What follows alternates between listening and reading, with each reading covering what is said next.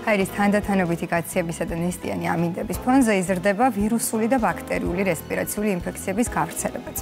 ასეთ ინფექციებს თან ახლავს ყველასთვის ნაცნობი სიმპტომები, ტემპერატურის მომატება, ხველა, სურდო და ყელის ტკივილი.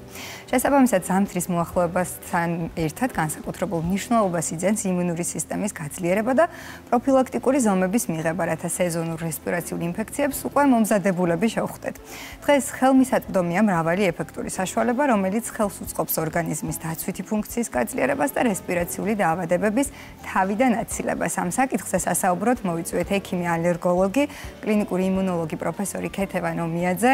მოგესალმებით ქალბატონო ქეთევან, შუა დღემშვიდობისა, მოკლედ ძალიან საინტერესო თემაზე ვსაუბრობთ, იმიტომ რომ დგება უკვე ზამთარი და ესეთი ვირუსული ინფექციებიც ძალიან მომრავლდა. მეც ერთ-ერთი მაგალითი ვარ იმ ადამიანების, ვისაც მოკლედ დაემართა ასეთი რამ, თუმცა რა არის საპრევენციო ზომები, რა უნდა გავაკეთოთ იმისთვის, რომ თავიდან ავიცილოთ სასუნთქი გზების ინფექციური დაავადებები.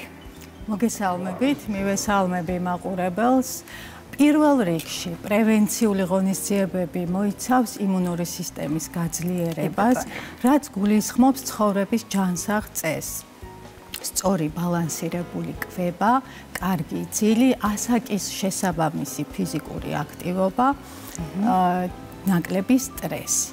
ამასთან ერთად ძალიან მნიშვნელოვანი არის ჰიგიენური ნორმების დაცვა, ხელების ხშირი რეგულარული დაბანა, დამუშავება, შემდეგ უკვე რისკ ჯგუფებში, ასე ვთქვათ, ვაქცინაცია, სეზონური, ამ შემთხვევაში სეზონური ინფექციების წინააღმდეგ საბრძოლველად რისკ ჯგუფები გახლავთ ხანდაზმულები, ბავშვები და სხვადასხვა ქრონიკული დაავადების მქონე პირები და სამედიცინო პერსონალი. მოკლედ ძალიან მნიშვნელოვანია იმუნიტეტის გაძლიერება, როგორც მივხვდით. ჩვენ ზამთრის სეზონზე ხშირად გვესმის ხოლმე იმუნომოდულატორების შესახებ. რა ტიპის პრეპარატია იმუნომოდულატორები და როგორ შეიძლება მათი მიღება?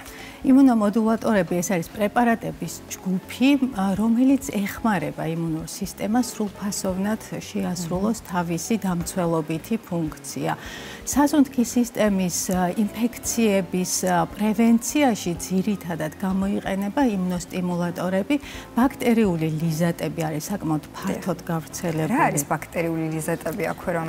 ბაქტერიული ლიზატები ეს გახლავთ საკმაოდ კარგად შესწავლილი და ფართოდ გამოყენებადი პრეპარატების ჯგუფი, რომლებიც წარმოადგენენ იმ ბაქტერიების დაშლილ ფრაგმენტებს, რომლებიც ყველაზე ხშირად იწვევენ რესპირაციულ ინფექციებს. ეს ჯგუფი ხელს უწყობს იმუნურ სისტემას გაძლიერდეს, აქვთ ვაქცინის მსგავსი მოქმედების მექანიზმი და ეფექტით შესაბამისად უკვე შემდგომ ისინი წარმოადგენენ ბაქტერიების დაშლილ ფრაგმენტებს და როდესაც ხდება ორგანიზმში, მათ არ შეუძლიათ დაავადების გამოწვევა. მაგრამ იმუნური სისტემა აღიქვამს როგორც სრულფასოვან პათოგენს მისთვის საშიშს და იწყებს მზადებას მის წინააღმდეგ საბრძოლველად. და როდესაც შემდეგ უკვე ორგანიზმში მოხდება სრულფასოვანი პათოგენი, იმუნური სისტემა მზად არის, რომ სწრაფად და ეფექტურად გაუმკლავდეს მას. მოკლედ მომზადებულია ჩვენი იმუნური სისტემა. პრევენციისთვის საუკეთესო საშუალება არის. კი ბატონო, სტუდიაში წარმოდგენილი გვაქვს ასეთი პრეპარატი ისმიჟენი, რომელიც ორალური ვაქცინის საპროფილაქტიკო ეფექტიც კი აქვს აი ამ ყველაფერს რეალურად.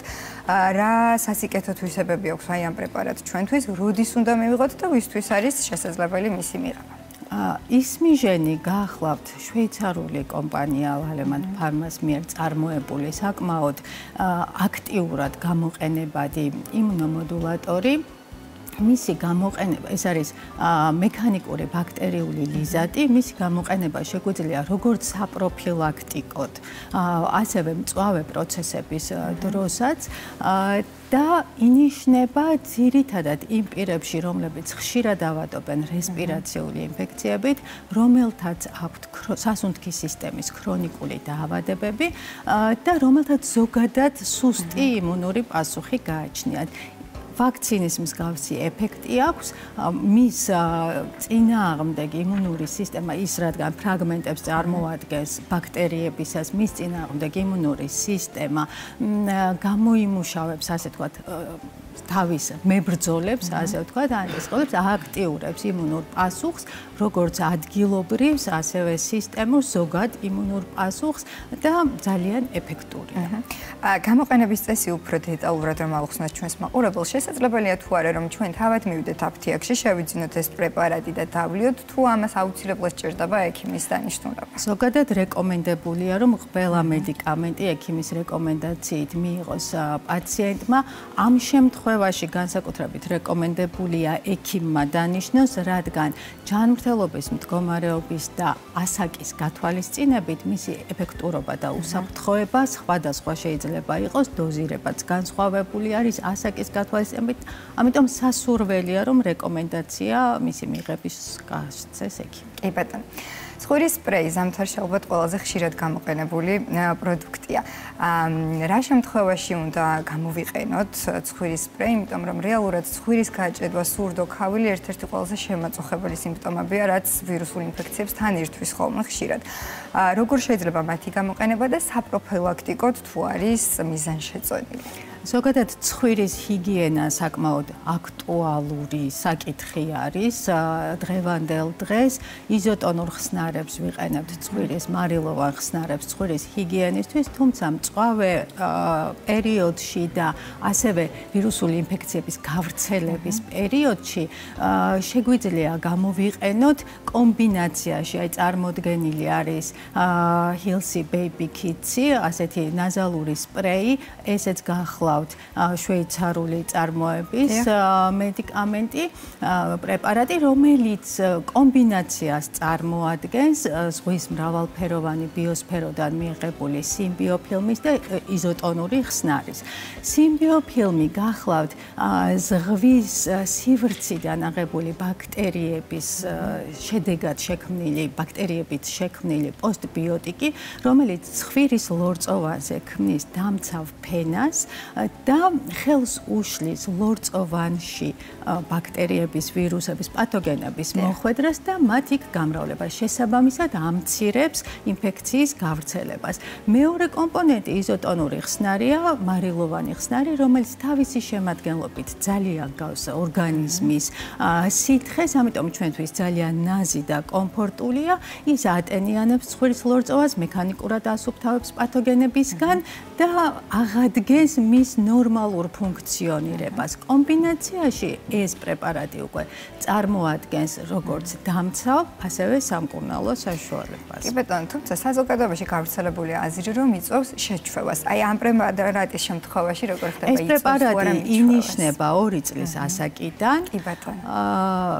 1-2 შესხურება თითო ნესტოში 5-7-10 დღის განმავლობაში. სასურველი.